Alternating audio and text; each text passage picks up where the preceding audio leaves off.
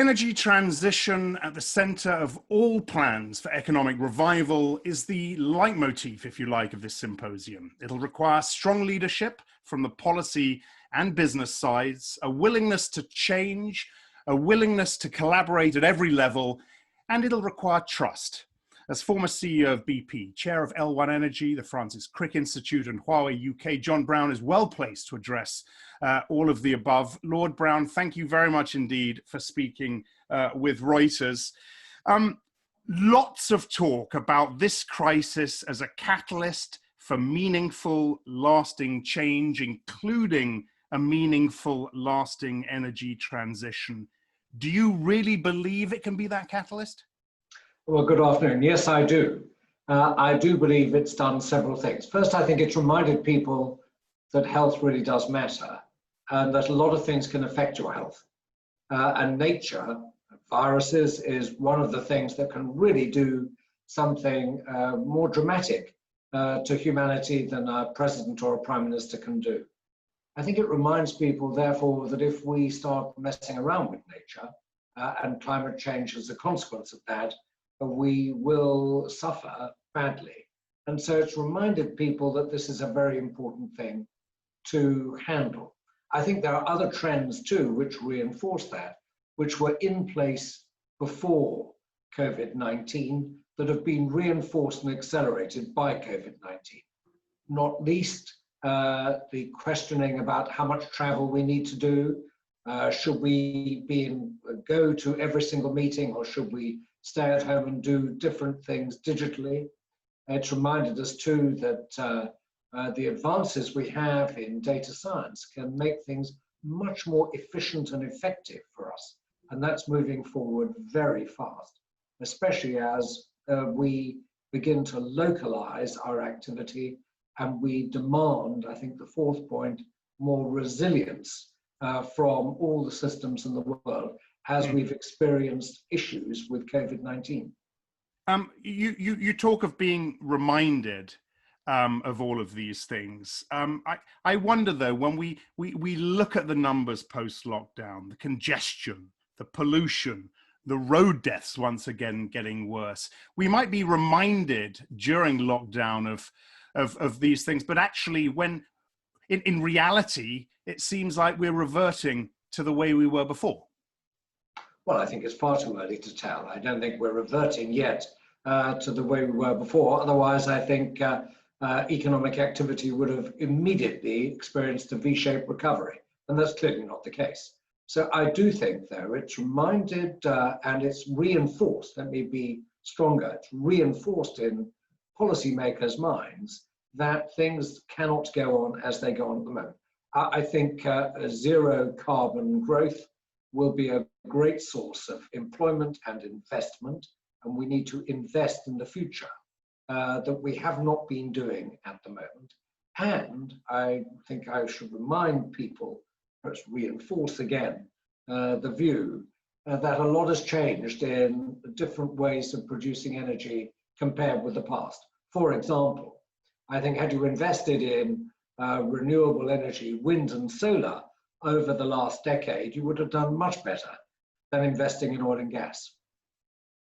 I'll come back to the oil and gas sector in just a second, but I'd be interested to hear your thoughts on who you think is going to lead this post-lockdown push now. Can we expect government to step up? We talk about a lack of collaboration, a lack of willingness to collaborate. Can we expect government to step up? Can we expect business to step up? Well, first, government is back big time because when you've nationalized the payroll, as they have done, and you've started adding grants and loans to various sectors, it is by definition present with us. So government is going to do something. Business will follow government, it always does, because it needs to have the right incentives or disincentives in place to change the way it allocates capital. And I think the population as a whole is concerned to both get activity, get clean activity, and get a future built. So all these things mixed together. I see leadership forming in Europe in particular, in the way in which the agenda for zero carbon will be developed. But I think it could be quite powerful. Clearly, a lot depends on the extent to which global leaders consider climate change when they plan their economic responses post-pandemic. How hopeful are you? I mean, you mentioned Europe, but how hopeful are you that other big players are going to bear this in mind? Well, I think I come back to investment, infrastructure investment, and the ability to multiply through the economy for jobs and livelihoods. By changing infrastructure into zero carbon infrastructure, we will definitely be able to redeploy people who otherwise may not have jobs. We'll be able to get good returns on what are very low cost capital for the future, and that is very important. So I think that is in the minds of everybody. There's a way of not quite having a Goldilocks scenario, I don't believe in that, but actually getting real investment in place, which makes a difference to people and a difference to the environment. What are the implications of the oil price slump on this energy transition? Will a low price inhibit investment in clean tech? Not really. I think they're very different things. Oil is no longer used to generate power, and all the renewable and alternative energies are primarily to do with power generation, electric power generation. Oil is for transportation. There's a lack of demand in transportation, notably in the airline sector, but also in the light vehicle sector. And I think as you see over time, over the last, let's say 40 years, the amount of oil being used for a unit of GDP goes down by around 1.5% every single year. So we get more and more efficient. So as GDP is weak and efficiency increases, we should see less oil being demanded. Now, that means the price of oil is low, but the price of oil being low does not mean it can substitute into other areas other than the areas it's provided at the moment. So I'm not sure it's changing very much. I think when it comes to the transportation sector, there's a lot of discussion at the moment about using regulatory levers to force oil out of the market rather than economic incentives. And these are to ban new diesel and gasoline cars in the future, and to provide different forms of incentive to lay in the infrastructure for electric vehicles. Maybe, who knows, for the future there may be fuel cell vehicles too. Mm-hmm. But it's all about zero carbon. Do you think the majors can survive, the oil majors, by making money in renewables? Well, it remains to be seen. Again, had they invested in renewables over the last decade or so, they might have done better than investing in some of the oil and gas they invested in. Returns have been terrible in the oil and gas sector generally. As is evident, I think the leading edge of bad investment has been the Permian Basin in the United States, where no cash has come out and plenty of cash has gone in. And investors, I think, have been very concerned that actually value is being burnt, not generated. Do you believe that oil majors like BP, I know you've been asked this many times, but are under an existential threat given the ESG pressure, lack of funding to invest in oil? Is that the way things are going now? Well, I think most, first of all, ESG funds are inquiring very hard whether they should be investing in oil and gas. Part of that, of course, is that oil and gas represents such a small portion of most of the indexes that actually you have almost a free choice about whether you invest in it or not. So you have to believe that the performance is going to be really good, and track records are very mixed over the last 10 years or so. So I think that's one thing. I think the other thing is that many of the majors seem to be signaling that they want to harvest, liquidate over time their investments in oil and refining. So that gives them capacity for two things. One is to shore up a dividend. Many of them are cutting them. I expect they'll continue to cut. But also to redeploy capital into alternative energy sources. It Mm-hmm. remains to be seen whether they find enough to do and with the skills they have to do it. It's an open question. It's looking quite good at the level they're doing at the moment, but let's see how they do in the future. These are very big companies, they've got a lot of momentum, and they could probably do something good. But Lord Browne, you could though see a future where the oil majors ultimately become renewables companies and lose market share in oil to large national companies like Saudi Aramco. Well, of course, the large national, the state companies already produce probably 85% of the oil in the world anyway. So the oil majors have never really been a big factor in oil production for some time. The reason why they've been in the market is they have the downstream refining and distribution. But I can quite see oil and gas companies becoming gas, renewable, and other companies, alternative energy. I do think gas is going to be around for longer than oil, much longer than oil. It will be a very important part of both baseload power generation and also part of the hydrogen economy that I think we should expect to develop over time. It has to be handled very carefully. You don't want to let methane escape into the atmosphere, very dangerous greenhouse gas, but there's technologies to stop that. There are, incidentally, technologies to stop most of the carbon dioxide going to the atmosphere today. It's just that they're too expensive. They need to be deployed, and they need the disincentives to make sure that carbon is not put into the atmosphere. And maybe those disincentives by way of taxes will help us come out of the economic positions we're in at the moment. Yeah. Simple question back to the sort of the basics here. Has oil demand, in your view, peaked? Will it ever return to pre-COVID levels? Impossible to say, but it certainly hasn't grown that much. I've never believed that oil demand would go much above 100 million barrels a day, and it's there or thereabouts now. I think it'll wobble around, very difficult to predict the moment of the peak. I'm not sure that does have very much point in trying to find that particular moment. All right, shifting tack again. We talked a little bit about collective leadership, or a lack of it, a lack of willingness to cooperate. At a time when that cooperation, it seems, is needed most. When you look at China, when you look at Russia, when you look at the way Europe is being treated by China, the UK, et cetera, the US, how optimistic are you? Well, again, I think deglobalization and a great focus on national benefit first was in place before COVID-19 struck, and COVID-19 has simply accelerated all these things. So we, I think, live in a world where we can't delude ourselves that we will do things in perfect concert. I think we will do things differently in this many-centered world.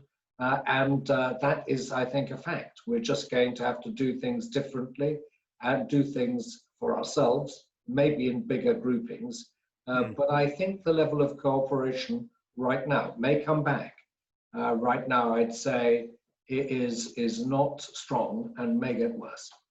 Is it harder to be a leader in a crisis, or does it afford those really strong leaders the opportunity to show just how effective and resilient they can be? Well, I think the second. It definitely shows if you're prepared, you can be resilient, you can get through the crisis. The big thing about crises is it's always very difficult to assemble the facts, to know where you are at any one time, and that's one of the key skills of leadership, having the teams and the capability to try and read where you are on the map at any one time and see where you're going to go next. I think building resilience is a sine qua non, it's absolutely essential, but building a future is also very important. And this is a great moment for people to do just that. They are going to have to invest into that future, which means having a base business that at least works to give them the capability to invest. You've talked, Lord Browne, before about making decisions with imperfect information, being able then to communicate effectively with the public. You know what I'm going to ask you. You know, in the current context, is it fair to say the UK government, the US government, and several other large governments have failed dismally in this regard? Well, I think they've all had failures and all successes. They're mixed record, I would say. I think it's shown us how important it is to have data wherever possible and work with data as you go forward. It's really essential, whether that is in testing and tracking people with COVID-19, absolutely essential, whether it's to read the economy properly, whether it's to understand the impact of changes in, for example, taxes as quickly as possible. So I think everyone has fallen short. I think probably in terms of the COVID-19 rankings, I would say that Germany has done a far better job than most in actually taking a systematic data and data science driven approach to understanding how to take actions to limit spread. Mm-hmm.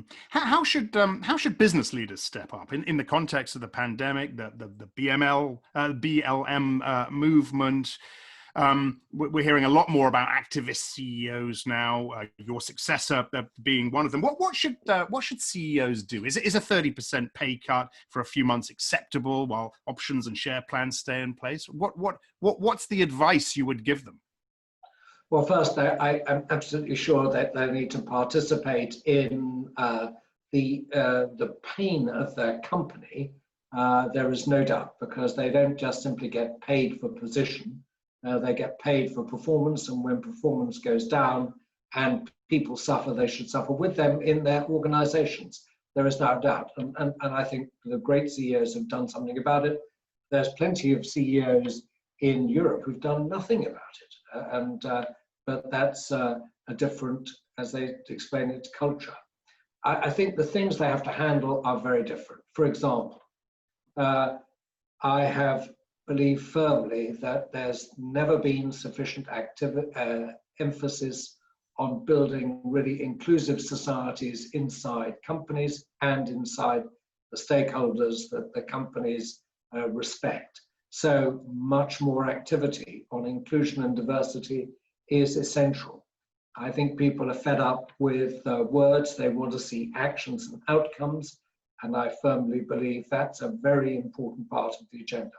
In fact, I think inclusion, making sure that people really are believing that and actually are part of a team of diverse individuals with diverse thinking, diverse background, diverse race, diverse gender, diverse sexuality, is an essential plank of leadership, because it produces the best result by being able to have everyone believe and be part of a team, all in the same direction. The moment one person's excluded, everybody feels excluded. Everybody feels excluded. So it is an absolute requirement of leadership. So leadership that's one. The other one is being clear about purpose at a time when everything is changing around you. And this is one of those times where you could get lost if you said, well, my purpose is to please everyone. Wrong answer. My purpose is to do something which is important for humanity, whether that's producing a better ice cream, reducing carbon dioxide emissions, or producing a great vaccine for COVID-19. But it has to be a great purpose, and stick with it and carry on doing it. With all of that in mind, what are some of the greatest regrets you have now as when you look back at your tenure at BP, for example, some of the decisions you made with regard to Russia, with regard to other parts of the world? No, I think I put at the top of the list the mere fact, the big fact, that I wasn't brave enough to come out as a gay man while I was CEO of BP. And I had to be outed, and that actually therefore terminated my career. There are plenty of yes, but of course the environment was different, which it was. Yes, because my background led me to believe that I would lose all my friends and my credibility if I came out. Nonetheless, I didn't come out. And I think, this is an important point about it's one point of inclusion. People won't join organizations just on say-so. They will join and participate in organizations that have role models who they can look at and say, yep, if I'm like that, I can succeed here too. Whether that's being Black, whether it's being African American, whether it's being from the Middle East, whether it's being a lesbian, whether it's being a gay man, it doesn't matter. You need to see role models, and I fell short in that area. So that's my number one biggest regret. My number two biggest regret was to be reminded when there was an explosion in Texas City. On my watch, 15 people died, and it was terrible for the families of those people. It reminded me very strongly that there's no such thing as a finished piece of business. Constant vigilance is needed. So when you merge something and there's activity going on, you need to check and check again and make sure everything is lined up with what you want to do. So I learned about role models and I learned about constant vigilance. And it seems to me I fell short on both of those, but I hope I learned something from that. All right. Well, thank you for your candor there. I want to shift it back to another huge news piece at the moment, of course, and that is the relationship with China. How worried are you by what is happening in China? When we look at what's happening in Hong Kong, when we look at the way the Chinese are strong-arming many governments around the world, this seems to be getting worse. It is getting worse. It is getting worse. And so now we have two powers in the world, two great powers of the United States and China, and they're separating more and more. And they're calling on people to do the following: to be their friend, which is fine, but if you're the friend of my enemy, you're my enemy. So people are being called to draw up sides here. And I think that is probably destructive to the forward motion of humanity. Certainly it will reduce growth, I think, and it will reduce certainty. We're not quite sure where this will go, and I don't see anything which makes it feel to me to be getting better. It looks like it's actually getting worse at the moment. And of course, you, Lord Browne, wear this Huawei UK hat. China is warning that the business community is watching the UK's decision on this issue very closely, and has said it will not be able to trust the UK if we change it, saying our reputation as a business-friendly country will change. That must be extremely disconcerting from where you're sitting. Well, I'm now on my third and final 2-year term as chairman of Huawei UK. When I joined the board, almost getting close to 6 years now, I joined a company which no one could pronounce the name. No one knew what it was. It's become very, very visible indeed, and has become a football between the United States and China. As the person who just looks after the governance of the UK subsidiary, I just observe it. I observe that we are in the process probably of dividing many parts of the communications technology of the world into two. Clearly, the US has seen the ascendancy of China when it comes to technology, the development of 5G and AI, and has been reminded that they are falling short in these areas. So as they were many, many years ago, when it came to Sputnik being launched by the Russians. Very similar reaction is occurring now, because it's always been in the interest of the US to be on ascendant in this area. It's actually been good for the world as well. So we have to see what happens here. Yeah, could Huawei be finished in the UK? It's difficult to say. Clearly, they have a lot of existing business, everything from smartphones through to 3 and 4G, as well as this proposed 5G. I think if there's no business and they're prevented from doing business, I would expect them to make decisions to withdraw. Otherwise, why would you stay in a place where you couldn't do business? And again, back to this point that the Chinese are watching this very, very carefully. How worried should we be in the UK about what a decision to side with the US would do for Chinese investment in the UK generally? It's again impossible to say, but I think the rhetoric at the moment may not represent the reality, but the rhetoric certainly is the friend of my enemy is my enemy. And so this is not an ideal position to be in. There's no diplomacy here, which says, on the one hand, we can disagree on some things, on the other hand, we can agree on others.